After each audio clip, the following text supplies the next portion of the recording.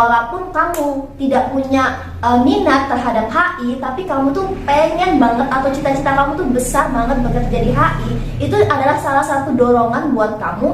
Guru di sekolah itu melihat kemampuan kita lebih cenderung ke IPA atau ke IPS. Nah, kalau misalnya nilai kita cenderung ke IPA, otomatis kita akan masuk IPA, bukan IPS.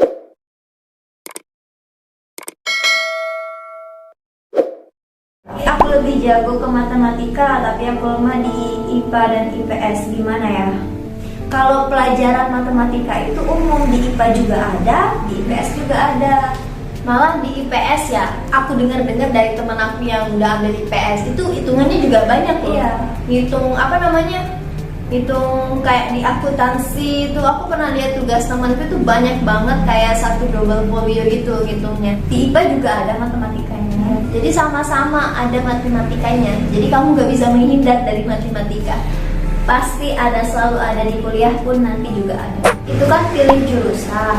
Mau nanya, mau pilih jurusan IPA atau IPS, itu fokus ke jurusan itu atau ada pelajaran agama, olahraga, dan lain-lain kayak SMP. Jadi bukan berarti kamu ngambil IPA tapi hanya mempelajari biologi, fisika, kimia, tapi kamu juga akan mempelajari agama, KWN, terus bahasa Arab, bahasa Indonesia, itu ada Inggris. Itu pelajaran umum yang harus kita pelajari ya. Jadi kalau di IPA itu paling yang utama cuman kayak fisika, matematika umum, fisika, kimia, biologi. Nah, kalau yang di IPS itu akuntansi, sosiologi, akuntansi, sejarah. Kalau yang matematika, olahraga, agama, KWN, bahasa itu adalah mata pelajaran yang umum yang wajib dipelajari.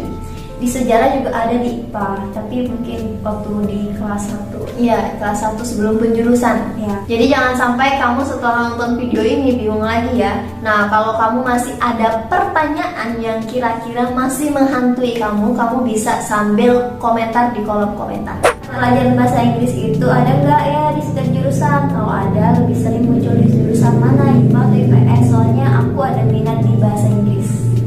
Kalau bahasa Inggris itu sama seperti tadi ya, itu umum. Bahasa Indonesia, bahasa Inggris itu umum. Jadi di IPA dan di IPS itu sama-sama belajar bahasa, baik bahasa Inggris, bahasa Indonesia ataupun bahasa Arab. Jadi kita itu sama-sama belajar. Kak, kalau semua nilainya jelek gimana? Kalau semuanya nilainya jelek, kalian harus pikirkan nanti di sekolah kita akan mendapatkan pelajaran sejak dari awal. Kita juga akan dibimbing sama guru. Kalau misalnya nggak mengerti, kita langsung bisa tanyakan. Karena menurut aku setiap orang itu pernah mendapatkan nilai yang jelek. Terutama aku sering sekali. Bukan berarti karena nilai kamu jelek, kamu nggak bisa masuk IPA atau IPS. Salah ya? Iya, salah. Karena setiap masing-masing orang itu punya bakatnya masing-masing. Mungkin kamu ini belum menemukan minat dan bakat kamu itu di mana gitu. Kalau belum bisa menemukan, coba dilihat nilai rapotnya. Yang lebih menonjol nilai IPA atau IPS. Jadi dari situ kita bisa membuka bahwa bakat kita kemana nantinya. Kalau semisal nilai IPA dan IPS itu sama, pikirkan dari sekarang kira-kira kamu suka pelajaran yang mana. Kalau kamu suka pelajaran yang IPA atau hitung-hitungan seperti fisika atau seperti biologi, mungkin kamu bisa masuk IPA. Nah, kalau semisal kamu suka dengan pelajaran IPS, sejarah, nah kamu bisa masuk IPS. Kalau masuk SMA, nilai yang harus tinggi nilai apa ya? Tergantung dari kebijakan sekolah. Itu KKM-nya berapa? Iya, ada standarnya. Standarnya masing-masing itu berapa yang harus dicapai setiap siswanya. Kita dulu standarnya berapa ya?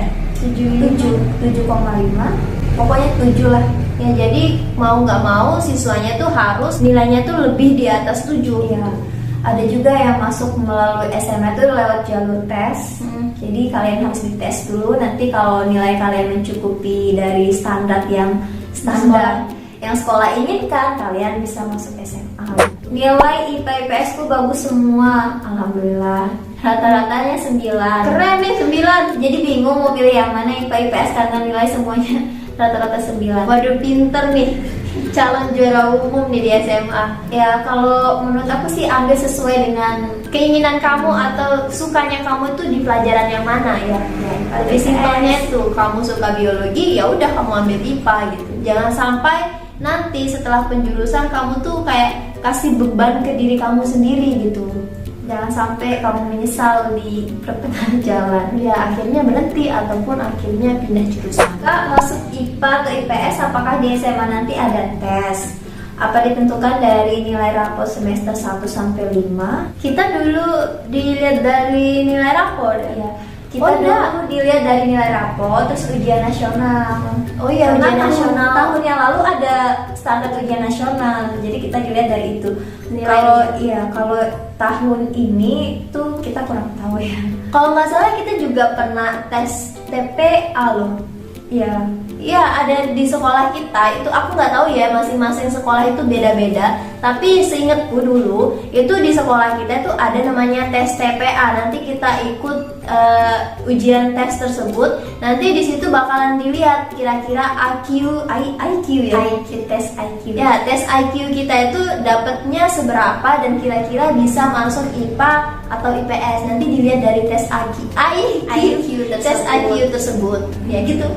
Tapi kurang tahu di sekolah kalian itu seperti apa, beda-beda kebijakan. Jadi sebelum mendaftar kalian harus tanyakan terlebih dahulu ke pihak sekolahnya syaratnya bagaimana agar nanti kalian nggak salah. Kak, aku mau masuk IPS tapi ditentang Kak sama orang tua. Kembali lagi seperti pertanyaan yang sebelumnya. Sebenarnya yang sekolah itu adalah kalian, diri sendiri, bukan orang tua. Yang menjalani juga kalian, yang belajar kalian, yang pegang buku, alat tulis itu kalian. Jadi kalau bisa sih kalian harus jelaskan baik-baik ke orang tua kalian. Sebenarnya keinginan, cita-cita kalian itu maunya bagaimana. Jadi nanti orang tua kalian itu bisa mengerti apa yang kalian inginkan.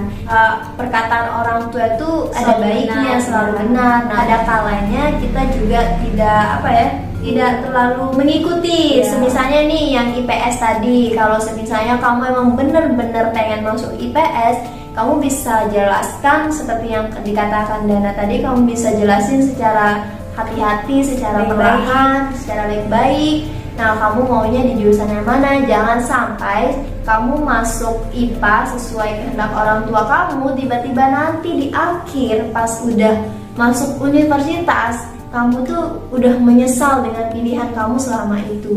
Kan nggak enak kan? Lebih baik dipikirkan dari awal daripada di akhir nanti pas kuliah kamu bakal menyesal. Dan inget sekali karena yang jalan itu kamu sendiri, bukan orang lain. Bener. Kak, kalau ingin kerja di pabrik cocoknya jurusan IPA atau IPS Kak? Wah, ini pertanyaannya umum ya. Kerja di pabrik itu kan pabriknya tuh banyak jenisnya ya. Misalnya kamu mau kerja di pabrik obat, ya udah kamu bisa ambil jurusan IPA, nanti kamu bisa jadi apoteker, ahli kimia, kamu bisa kerja di perusahaan tentang obat. Antara IPA dan IPS itu lulusannya sama-sama bisa bekerja di perusahaan gitu. Bahkan orang yang tidak sekolah pun bisa langsung bekerja di perusahaan sesuai dengan kemampuan diri sendiri. Tekunnya, kerja kerasnya itu sesuai dengan diri sendiri. Ketika masuk dunia kerja, yang dilihat pertama adalah kemampuan kamu, skill kamu dalam bekerja. Ya, banyak yang bilang terima kasih Kak, menginspirasi. Ya, terima kasih. Alhamdulillah bisa menginspirasi banyak orang. Sebenarnya kita dari dulu tuh pengen punya cita-cita menginspirasi banyak orang, tapi kita merasa kayak belum pantas. Iya, kayak belum pantas. Apalagi kan kita ini bukan termasuk orang yang benar-benar pinter di kelas. Lulus SMA kita bukan langsung kuliah dulu. Kita masih mencari, masih kerja. Setelah lulus SMA kita tuh nggak langsung kuliah kayak teman-teman yang lain.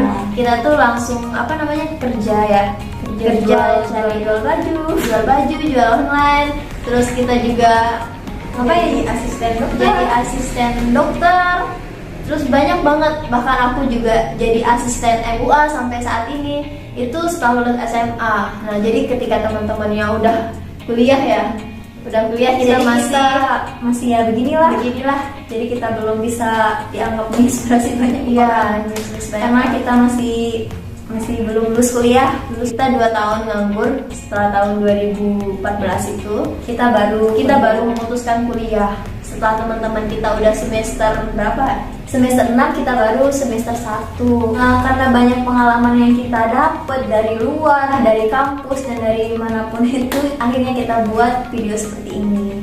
Supaya kita bisa menginspirasi banyak orang. Karena kita sadar kita punya mimpi menginspirasi banyak orang, tapi kita itu bingung harus mulai dari mana. Ya, sementara kita tuh anaknya nggak pinter-pinter. Ya, yang kita punya cuma satu, pengalaman. Dari pengalaman itu kita belajar dan sharing ke teman-teman semua supaya teman-teman nanti nggak salah ambil langkah seperti kita. Iya, benar. Yang sempat menganggur 2 tahun, 1 tahunnya pernah kuliah dan berhenti di tengah jalan. Ya, karena salah jurusan. Jadi kita share lah pengalaman kita supaya teman-teman semua tidak salah mengambil langkah supaya teman-teman mulus jalannya. Jadi saat ini teman-teman kita yang seumuran dengan kita itu sudah kawin, sudah punya anak. Anaknya bahkan ada yang kelas 4 SD dan ada juga yang S2 ya. Masya Allah. S2, ada yang jadi dosen, ada yang jadi polisi, sudah jadi PNS, ada yang jadi pramugari. Terus ada juga yang jadi, dan kita begini-begini aja. Serius, kita nggak bercanda. Teman kita itu rata-rata udah jadi semua. Ada yang jadi kepala di rumah sakit ya, ada yang kerja di bagian BPJS, ada yang kerja di pegadaian, bank. Serius, teman-teman seumuran kita yang SMA dulu itu udah rata-rata udah bekerja semua. Dan saat ini aku masih semester 6. Kalau aku terakhir guys. Kalau Dana semester akhir, bayangin. Oke teman-teman, jadi cukuplah ya pertanyaannya. Di video lainnya nanti kita akan share pengalaman kita. Kenapa kok ini bisa di semester?